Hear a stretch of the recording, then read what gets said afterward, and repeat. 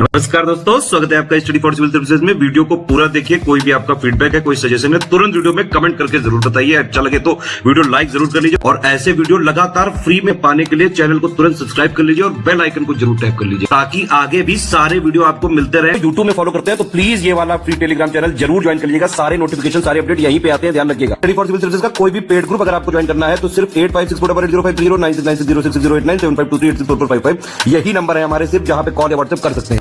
Instagram पे हमारा page जरूर फॉलो कर लीजिएगा, studyforcivil.services है। ट्विटर पे हमको जरूर फॉलो कर लीजिएगा, @studyforcivils है। सारे क्वेश्चन अटेम्प्ट करिए और स्कोर अपना तुरंत कमेंट करके बताइए। दोस्तों नमस्कार, स्टडी फॉर सिविल सर्विसेज में आप सभी का स्वागत है। यहाँ पे हम जो आरओ एग्जामिनेशन होने वाला है आपका, उसके लिए पेड क्विज देख रहे हैं लगातार। फॉर्म भरने की डेट बढ़ा दी गई है, फॉर्म आपने भरा ना हो तो भर लीजिएगा, ठीक है। और काफ़ी जल्दी एग्जाम होने वाला है, अपकमिंग जो फरवरी मंथ है उसमें एक्सपेक्टेड है, ठीक है। और हमारे ग्रुप्स लगातार चल रहे हैं, आप अपनी पूरी तैयारी के लिए हमारे साथ जुड़ सकते हैं। कॉन्टैक्ट डिटेल इस डिस्क्रिप्शन बॉक्स में दे रखी है वीडियो के, उस पर कॉन्टैक्ट करके आप लोग एडमिशन के बारे में जानकारी लेकर के एडमिशन ले सकते हैं, ठीक है। स्टार्ट करेंगे फर्स्ट क्वेश्चन से। आज के पूछा गया, निम्नलिखित में से किसको दक्षिण भारत के विशेष करके चोल जो डायनेस्टी थी उस युग के जो आर्किटेक्चर हुए यानी कि स्थापत्य जिनका निर्माण हुआ, उनकी विश्व में श्रेष्ठतम प्रतिमा अर्चनाओं में, है ना, जो आइकोनोग्राफी है ना, कोई मूर्तियां बनती थी इस काल में, उसका सबसे बेस्ट एग्जाम्पल किसको माना जाता है? तो भगवान शिव की एक मूर्ति बनी नटराज के रूप में, ठीक है, ऑप्शन बी, ठीक है। ये सबसे फाइनेस्ट एग्जाम्पल है, चोल पीरियड में इसका निर्माण हुआ है, इसको ध्यान रखेंगे। चोल डायनेस्टी के बारे में ही अगला क्वेश्चन है कि चोल काल किसके लिए प्रसिद्ध था? तो साउथ इंडिया में हम देखेंगे चोल एम्पायर लगभग 850 एडी से, है ना, लगभग 1280 एडी के मध्य इसका टाइम पीरियड होता है। और विजयालय, है ना, इनके द्वारा इसकी स्थापना होती है। इनका नाम भी ध्यान रखेंगे। कैपिटल जो है तंजौर, ठीक, इसको भी ध्यान रखिए। तो यहाँ पे बात करेंगे कि किसके लिए प्रसिद्ध था, जो क्वेश्चन पूछा गया है। तो जैसे जो वर्तमान में आप पंचायती राज सिस्टम देखते हैं लोकल सेल्फ गवर्नमेंट के रूप में, तो इसका सबसे अर्लीस्ट एविडेंस इस काल में काफ़ी पॉपुलर है। इनका जो विलेज असेंबली या ग्राम पंचायत व्यवस्था थी ये काफ़ी उन्नत थी, ठीक है। विकल्प फर्स्ट। संस्कृत के कवि और नाटककार कालिदास का उल्लेख इसमें से किस अभिलेख में हुआ है? तो वर्तमान जो कर्नाटका स्टेट है यहाँ पर एहोल इंस्क्रिप्शन जो हमें इसकी जानकारी मिलती है ना, पुलकेशिन सेकंड का, ठीक, इसमें कालिदास के बारे में उल्लेख है। इसकी रचना किसने की थी? जो एहोल इंस्क्रिप्शन है, तो पुलकेशिन सेकंड के कोर्ट पोएट थे रवि कीर्ति, ठीक है, इन्होंने रचना की थी। इस चीज को भी हम लोग ध्यान रखेंगे, ठीक, ऑप्शन फर्स्ट। पूर्वी भारत में प्रमुख भारतीय रोमन व्यापारिक स्थान कौन सा था? तो ये था आपका तामलुक, ठीक है, ताम्रलिप्त जिसको कहते हैं। आर्कियोलॉजिकल सर्वे ऑफ इंडिया ने करीब 1954 में एक्सकेवेशंस किए थे और यहाँ पे कई देशों के जो कुछ ऑब्जेक्ट्स मिले, है ना, डिफरेंट पार्ट्स ऑफ, कह लीजिए, वर्ड्स जो ट्रेड के माध्यम से यहाँ पे आए होंगे, उससे ये जो है जानकारी निकल करके आती है। निम्नलिखित में से कौन सा एक तमिल देश के संगम युग का राजवंश नहीं था? तो ये साउदर्न इंडिया में संगम काल हम देखेंगे तो जैसे माना जाता है कि 3rd सेंचुरी BC से 3rd सेंचुरी AD के मध्य जो पावरफुल यहाँ पे डायनेस्टीज जिन्होंने रूल किया उसमें चेर, चोल और पांड्य, ठीक है, ये थे। इसमें पल्लव जो है ये ऑड हो जाएगा। निम्नलिखित तमिल ग्रंथों में से किसको लघु वेद की संज्ञा दी गई है? ठीक है, तो जैसे हम वेद के बारे में पढ़ते हैं 4 वेद, वैसे ही तमिल साहित्यों में जो ग्रंथ रचनाएं है उसमें लघु वेद कहा जाता है कुरल को, है ना। यहाँ पे ऑप्शन हम डी को चुनेंगे और इसके जो रचनाकार थे तिरुवल्लुवर करके उनका नाम था, ये भी नाम ध्यान रखेंगे, ठीक। यहाँ पे देखिए कुछ डिटेल भी है, इसको एक बार पॉज करके जरा पढ़ लीजिए। इसमें भारवी की रचना कौन सी है ये बतानी है। तो 6th सेंचुरी के आसपास के संस्कृत के फेमस राइटर हुए भारवी, तो ये किरातर्जुनीयम, ऑप्शन फर्स्ट को चुनेंगे। ये संस्कृत का ही एक फेमस ग्रंथ है, इसको ध्यान रखेंगे। देखिए एंशियंट टेक्स्ट और खास करके आजकल देखा जा रहा है जो पैटर्न मिडिवल इंडिया, है ना, मिडिवल इंडियन हिस्ट्री में जो मुस्लिम राइटर्स हुए उनके द्वारा जो चीज़ें लिखी गई इसके बारे में UPPSC बहुत पूछता है, तो थोड़ा इन चीज़ों को भी पढ़ना ज़रूरी है, ठीक। एक फेमस बुक है राजतरंगिनी जिसको लिखा है कल्हड़ ने, ठीक है, इसमें जो कश्मीर के रीजन की हिस्ट्री के बारे में उल्लेख है। तो उसी पुस्तक की तरह ही इतिहास की एक और पुस्तक गॉड वाहो, ठीक, इसको किसने लिखा था? तो वाकपति, है ना, बी विकल्प को चुनेंगे। ये बेसिकली कौन थे? तो कोर्ट पोएट थे ये, इनके किंग जो यशो वर्मन थे, ठीक, तो ये ध्यान रखेंगे, विकल्प बी।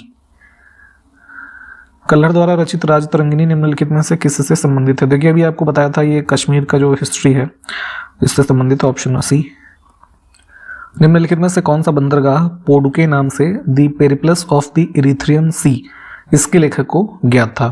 तो देखिए, एक ये काफ़ी फेमस पुस्तक है, 1st सेंचुरी एडी के आसपास लिखी गई है ना।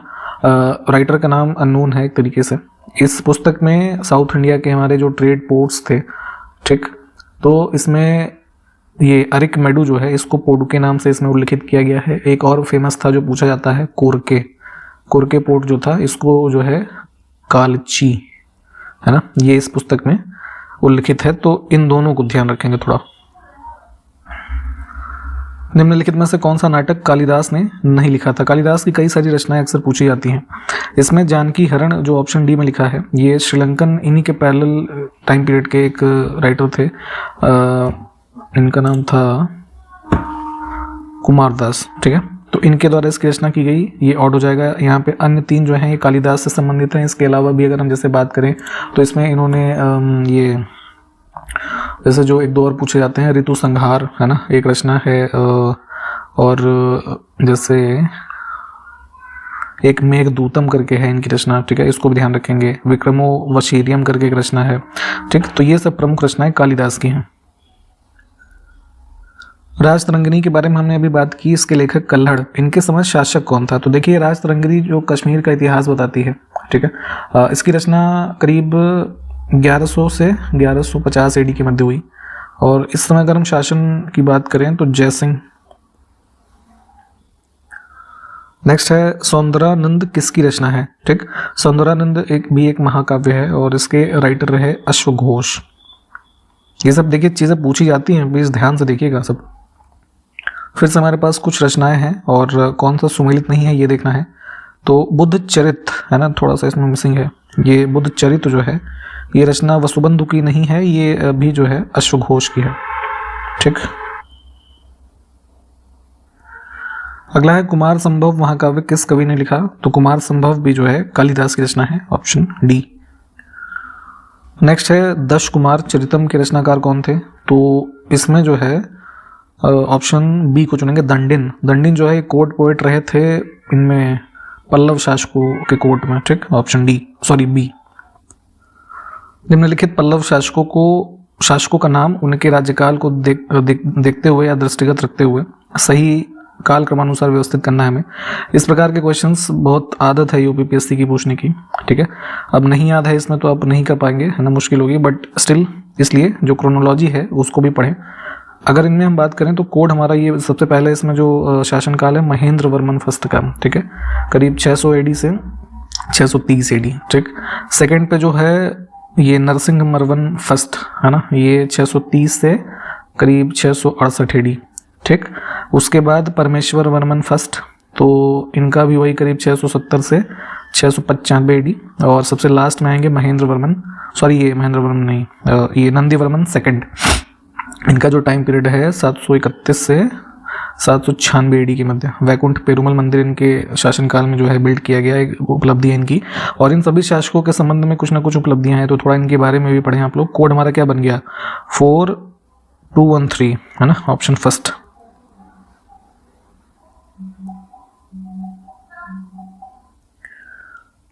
मध्यकालीन भारत के सांस्कृतिक इतिहास के संदर्भ में हमको सही कथन को चुनना है। बहुत ध्यान से देखा करिए क्या पूछा गया, सही या फिर गलत, ठीक। तो यहाँ पे स्टेटमेंट्स देखते हैं हम क्या है। तमिल रीजन में सिद्ध लोग जो है होते थे, इनको सित्तर कहा जाता था, ठीक है। तो एकेश्वरवादी थे ये, है ना, और मूर्ति पूजा की निंदा करते थे, ठीक। और दूसरा है कन्नड़ क्षेत्र के जो लिंगायत समुदाय के लोग हैं ये पुनर्जन्म के सिद्धांत पर प्रश्न चिन्ह लगाते थे, यानी कि उसको नहीं मानते थे एक तरीके से। और जाति जो अधिक्रम है उसको अस्वीकार करते थे, ठीक है। कास्ट में जो हायरार्की है, अपर कास्ट और लोअर कास्ट, उसको रिजेक्ट किया इन्होंने। तो इनके संबंध में भी ये बात जो है वो ठीक है। इन दोनों के बारे में थोड़ा जो है हो सके तो पढ़ें, सिद्ध और लिंगायत समुदाय के बारे में। Both 1 and 2 are correct. अपनी शक्ति को समेकित करने के बाद बलबन ने कौन सी भव्य उपाधि धारण की? तो दिल्ली सल्तनत के इतिहास के बारे में हम बात करेंगे। तो यहाँ पे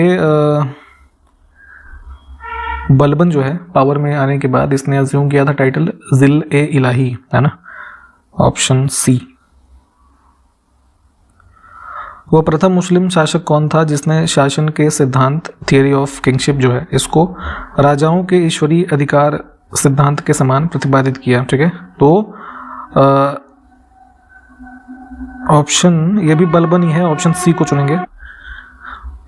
इसने भी वही माना कि जो है शासक जो है उसका शासन करने का अधिकार जो है ना, डिवाइन जो राइट्स हैं उसके समान है। निम्नलिखित में से किसने भारत में प्रसिद्ध फारसी त्योहार नौरोज को आरंभ करवाया? ठीक है, नौरोज फेस्टिवल बेसिकली पारसी समुदाय से संबंधित है, और यहाँ फारसी नहीं पारसी होगा, थोड़ा करेक्शन करेंगे।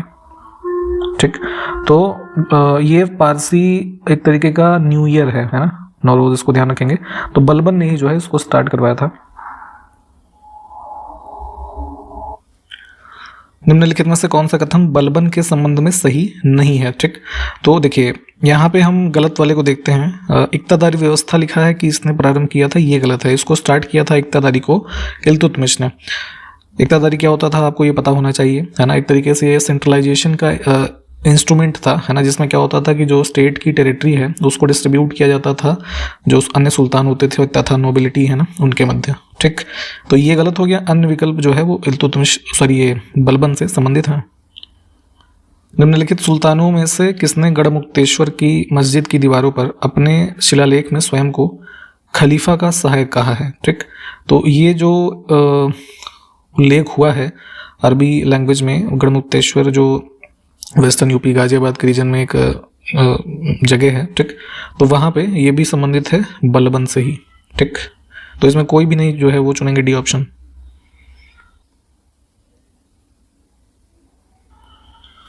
नेक्स्ट है कौन सा सुल्तान नया धर्म चलाना चाहता था किंतु उलेमा लोगों ने इसका विरोध किया? ठीक है, उलेमा बेसिकली जो इस्लामिक लॉज के इंटरप्रेटर होते हैं, इन्होंने अपोज किया नया धर्म चलाने के लिए जो है अलाउद्दीन को। ठीक है, अलाउद्दीन खिलजी बेसिकली ऐसा पहला एक सुल्तान हुआ दिल्ली सल्तनत में जिसने कह सकते हैं रिलीजन और पॉलिटिक्स को सेपरेट किया। ठीक है, और उस तरीके से बहुत ही ज़्यादा जो गवर्नेंस था उसमें उलेमा के इंटरफेरेंस को भी जो है उसने अवॉइड करने की कोशिश की।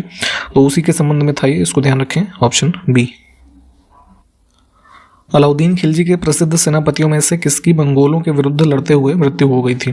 तो जो है जफ़र खान। ठीक है, ये सबसे बहुत ही पॉपुलर इनका जो है अलाउद्दीन खिलजी के फोर्स में एक इनका जनरल था। तो बैटल ऑफ किली है ना, ये हुई थी दिल्ली के निकट, जिसमें मंगोलों के साथ यहाँ पे इसकी मृत्यु हुई थी।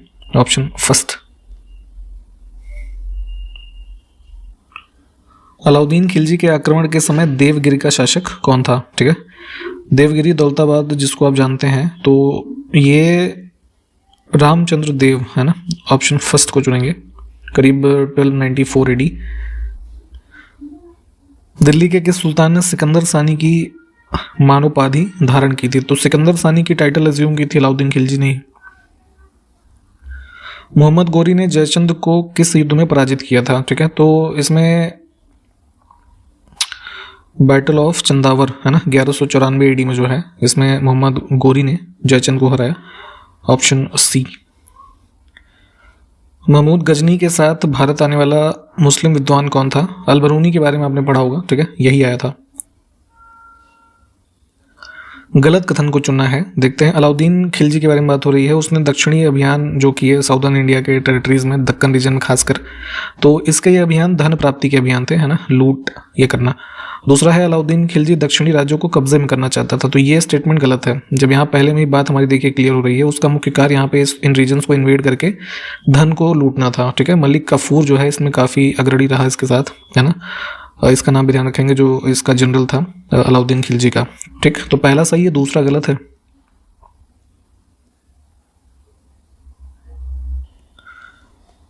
दिल्ली के किस सुल्तान के विषय में कहा गया है कि उसने रक्त और लौह की नीति अपनाई थी? ठीक, तो मिलिट्री या फिर अपने जो शक्ति को मजबूत करने या फिर अपने एनिमीज के प्रति हर तरह के हथकंडे अपनाने के लिए, उन पर विजय प्राप्त करने के लिए रक्त और लौह की नीति जो है ये अपनाने के लिए जाना जाता है बलबन। ठीक, ऑप्शन बी को चुनेंगे।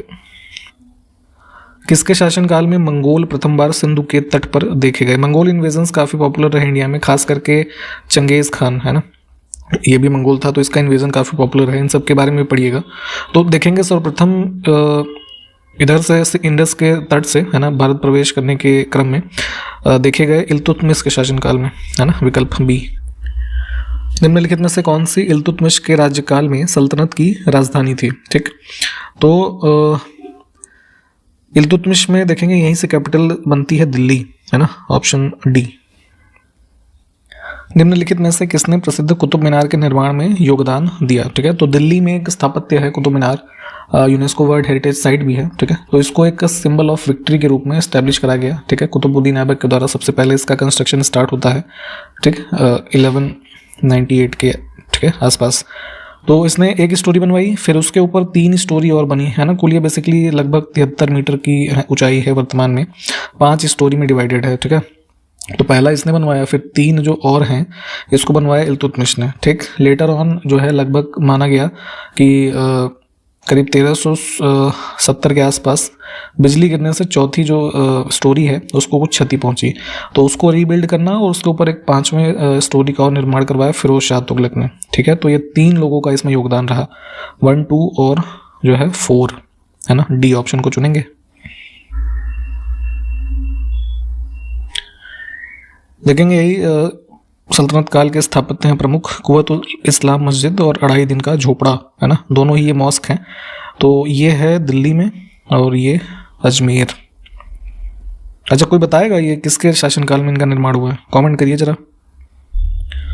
मोहम्मद गोरी के किस दास ने बंगाल एवं बिहार पर विजय प्राप्त की थी? ठीक है, तो मोहम्मद गोरी का स्लेव था ये बख्तियार खिलजी। ठीक, ऑप्शन सी। इतिहासकार बदायूनी ने किसकी मृत्यु पर कहा था कि सुल्तान को अपनी प्रजा और प्रजा को सुल्तान से मुक्ति मिल गई है? ठीक है, काफ़ी कंट्रोवर्शियल टाइम पीरियड रहा मोहम्मद बिन तुगलक का। ठीक है, उसकी मृत्यु पर बदायूनी ने जो है ये स्टेटमेंट दिया। अक्सर पूछा जाता है, ये ध्यान रखेंगे। निम्नलिखित में से किस सुल्तान ने बेरोजगारों को रोजगार दिलवाया? तो इस पर्पज से जो है एक कह लीजिए एम्प्लॉयमेंट ब्यूरो का हम मान सकते हैं मॉडर्न टर्म में अगर हम बात करें, तो इसको इस्टेब्लिश किया था फिरोज तुगलक ने अपने शासनकाल में। ठीक है, रोजगार देने के लिए बेरोजगारों को। दिल्ली के किस सुल्तान ने ब्राह्मणों पर भी जजिया लगाया? जजिया जो कि एक रिलीजियस टैक्स होता था। ठीक है, इसको फिरोज तुगलक जो है इसने इम्पोज किया ब्राह्मण्स पे भी। ठीक है, ऑप्शन बी। अच्छा, जजिया को सबसे पहले किसने स्टार्ट किया था? कमेंट कीजिए। दिल्ली का कौन सा सुल्तान अशोक स्तंभ को दिल्ली लाया था? तो अशोक का जो टोपरा ये पिलर इंस्क्रिप्शन है, ठीक है, उसको शिफ्ट किया था दिल्ली में फिरोज शाह तुगलक ने। ठीक है, ऑप्शन फर्स्ट को चुनेंगे। ये मेरठ का जो पिलर है उसको भी यहाँ पे दिल्ली में शिफ्ट किया गया था, इसको भी ध्यान रखेंगे इसी के साथ साथ। नेट बैंकिंग फैसिलिटीज़ जो आजकल यूज़ करते हैं काफ़ी वाइडली लोग, ठीक है, तो इसको किस अन्य नाम से भी जानते हैं? तो इसको ई बैंकिंग या फिर इलेक्ट्रॉनिक बैंकिंग भी टर्म जो है यूज़ करते हैं। निम्नलिखित में से किस प्रकार के हैकर जिनको क्रैकर भी कहा जाता है? ये बड़े ध्यान से टर्म्स को देखिएगा। किसी सिस्टम, कंप्यूटर सिस्टम की बात हो रही है, उस तक अनऑथराइज यानी अनाधिकृत पहुंच प्राप्त करते हैं और उसके संचालन को नुकसान पहुंचाने या जो संवेदनशील जानकारी है उसको चुराने के लिए उसको हैक करते हैं। ठीक है, तो यहाँ पे ध्यान रखेंगे कि इस तरह का जो सेंसिटिव इन्फॉर्मेशन और उसके ऑपरेशन को हार्म करने के उद्देश्य से ऐसे जो हमारे हैकर्स होते हैं उसको बोलते हैं ब्लैक हैट हैकर्स, है ना।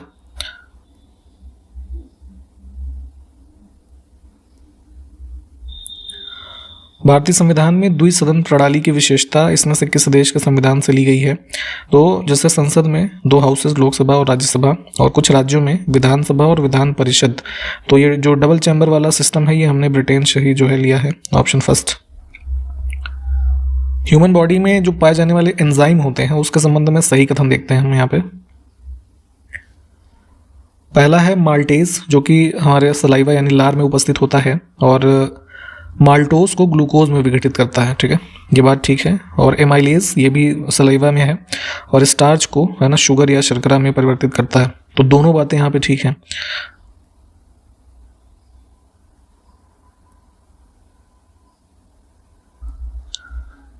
डेफिशिएंसी ऑफ विच विटामिन, है ना। देखिए हमारे जो ह्यूमन डाइट हम लोग कुछ भी खाना खाते हैं उसमें किसकी विटामिन की कमी हो जाती है जिससे ज़रूरथैल्मिया नामक रोग होता है।